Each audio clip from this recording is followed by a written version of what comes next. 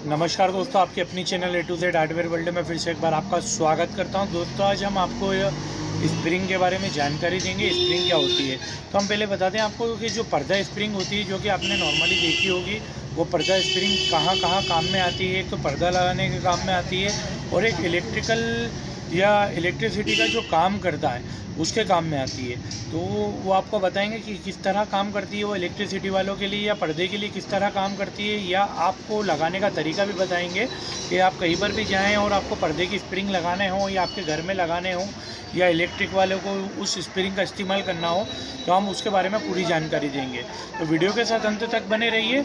चलिए हम शुरू करते हैं। तो दोस्तों अभी मेरे पास फ़िलहाल के अंदर दो तरह की स्प्रिंग है और ये आप देख रहे हैं, एक एलिफेंट ब्रांड है और एक कोबरा ब्रांड है। तो ये दोनों की अलग अलग बात बता दूं दोस्तों कि ये दोनों के रेट में बहुत अंतर होता है और उसके बाद इसके गेज में भी अंतर होता है और उसके वज़न में भी अंतर होता है। ये जो कोबरा का ब्रांड आता है इसमें सोफिट पूरी बराबर स्प्रिंग नहीं निकलती है दोस्तों, और ये जो एलिफेंट का ब्रांड आता है इसमें पूरी सोफिट स्प्रिंग निकलती है। ये तो हो गई इसकी लंबाई की बात। अब हम बताते हैं इसके गेज के बारे में। तो दोस्तों ये आप देख रहे हैं कोबरा ब्रांड की, ये आप स्प्रिंग देख रहे हैं, ये इसका जो क्वालिटी होती है दोस्तों ये बहुत अच्छी होती है। और दूसरी बात इसकी जो लंबाई होती है, ये जो लंबाई होती है इसकी लंबाई पूरी जो बॉक्स के अंदर बराबर सोफिट निकलती है। और इसका जो वेट होता है दोस्तों वो 1550 ग्राम का एक ये रोल होता है। ये इसका जो पूरा बॉक्स है और ये स्प्रिंग है इसका 1550 ग्राम पूरा वेट होता है। और इसमें 1300 ग्राम वाली भी आती है, पर वो अधिकतर जो लोग होते हैं मतलब इसी एलिफेंट ब्रांड को देख के और 1300 ग्राम वाला माल 1500 ग्राम के रेट में दे देते हैं। अब हम आपको बात कर लेते हैं कोबरा की बात। तो दोस्तों कोबरा की स्प्रिंग होती है थोड़ी कड़क होती है और इसका जो वज़न होता है वो 1200 से लेके तो 1400 ग्राम तक के होता है। और इसमें 70 से 80 फीट स्प्रिंग निकलती है।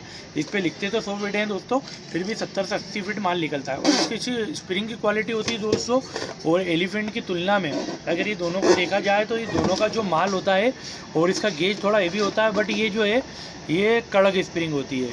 इसे आप ज़्यादा हद तक के खींचेंगे तो ये टूट जाएगी। जो एलिफेंट का माल होता है दोस्तों ये सॉफ्ट माल होता है, इसे हम जितना भी खींच लें ये बीच में से टूटती नहीं है। एलिफेंट ब्रांड जो होता है दोस्तों इसमें कई जॉइंट नहीं आता है और लंबाई अगर इसकी देखी जाए तो पूरी सोफिट निकलती है। और कोबरा की बात करें दोस्तों तो कोबरा के अंदर कहीं ना कहीं जॉइंट निकल जाता है जिससे लंबी स्प्रिंग जो होती है वो टूट जाती है, तो इसके इतने बड़े बड़े टुकड़े हो जाते हैं। अब ये तो हमने लंबाई, वेट और इसकी बात कर ली। अब हम आपको इसका इस्तेमाल बता देते हैं कि पर्दे में किस तरह से लगाई जाती है और पर्दे में लगाने के लिए क्या क्या चीज़ें, इसके लिए लगाने के लिए क्या क्या चीज़ें अनिवार्य हैं या क्या क्या चीज़ें इस्तेमाल होती हैं। उसके साथ साथ हम आपको जो इलेक्ट्रिक वाले हैं उसके बारे में भी बताएंगे। तो दोस्तों पर्दे में स्प्रिंग लगाने के लिए क्या क्या चीज़ें अनिवार्य होती हैं जो कि आप आपके घर के अंदर पर्दे के अंदर स्प्रिंग लगाते हैं। तो पहले हम कर लेते हैं बात पर्दे की। तो ये आप मेरे हाथ में देख रहे हैं, इसे बी हुक कहा जाता है दोस्तों और यह आर्यन ब्रांड का है और ये 2 नंबर होता है। ये आर्यन ब्रांड का बी हुक 2 नंबर होता है। उसके साथ साथ आपको स्प्रिंग तो आपने दिखाई दी थी दोस्तों, ये स्प्रिंग है और स्प्रिंग के साथ बी हुक हो गया। उसके बाद रही बात दोस्तों उसकी कि ये देख रहे हैं आप कील की, ये आपकी चौखट के अंदर कील लगाने के लिए आपको 8 नंबर कील की आवश्यकता लगेगी। ये जो 8 नंबर कील होती है दोस्तों ये दीवार में आसानी से चली जाती है और इसे इलेक्ट्रिशियन या बहुत केसिंग वगैरह जहाँ पर इस्तेमाल होती है या लाइट फिटिंग का काम जहाँ पर चलता है, मतलब बम्बई या बॉम्बे जो कील आती है, जो बॉम्बे की कील आती है उससे थोड़ी सी हल्के गेज की होती है और ये 8 नंबर कील कहलाती है। ये दीवार के अंदर आसानी से चली जाती है और 2 रावल प्लग की ज़रूरत होती है। तो हम आपको बताते हैं कि दोस्तों 2 रावल प्लग आपके लिए, 2 रावल प्लग हो गए, 2 कीलें हो गई। और बी हुक दिखा देते हैं दोस्तों, बी हुक किस तरह के होते हैं। तो ये हमने खोल लिया बी हुक का पैकेट। ये इस तरह का पैकेट होता है दोस्तों, उसके अंदर 2 नंबर बी हुक है ये। और ये आप देख लें कि ये बी हुक इस तरह का दिखता है और ये इस तरह का बी हुक दिखता है। तो आप ये देख रहे हैं बी हुक, ये दोस्तों पूरा राउंड में होता है। चाहें तो आप इसे मतलब थोड़ी ताकत लगा के इसे खोल भी सकते हैं। और ये कड़ी के अंदर पूरी जो कड़ी होती है बी हुक जो होता है उसे किस तरह से लगाते हैं हम आपको बता देते हैं। ये हमने स्प्रिंग ले ली दोस्तों और ये स्प्रिंग के अंदर जो इसके अंदर बी हुक में जो थ्रेड दे रखे हैं ये आप देख रहे हैं दोस्तों, यहाँ थ्रेड दे रखे हैं और ये थ्रेड यहाँ पर से कसाते हैं। ये इसे इस तरह से कस दिया जाता है। अब हम एक और बी हुक ले लेंगे दोस्तों। ये आपने देखा दोस्तों, ये एक और बी हुक ले लिया हमने और ये 2 बी हुक लगा दिए इसके अंदर हमने। अब दोस्तों इसका जो थोड़ा सा मुंह अपन आप खोलेंगे तो ये थोड़ा सा खुल जाएगा और रही बात जो कील की है, तो ये कील में इस तरह से लग जाता है दोस्तों, ये आप देख रहे हैं, ये इस तरह से लग जाता है और यहाँ पर एक और कील पे लग जाता है। आप इसमें पर्दा लगा सकते हैं या कुछ भी चीज़ टांगने के लिए बहुत मजबूत चीज़ हो जाती है जिससे आपका पर्दा लग जाता है। अब ये तो हो गई बात दोस्तों स्प्रिंग की पर्दे के लिए, जो इसका और जो इलेक्ट्रिशियन इसको इस्तेमाल करते हैं वो किस तरह से इस्तेमाल करते हैं वो भी हम आपको बता देते हैं। इलेक्ट्रिक वालों के लिए बताने के लिए हमने एक एग्जाम्पल के लिए एक रॉड ली है जिसमें हमने GI है, कोनी है और ये शावर की रॉड है।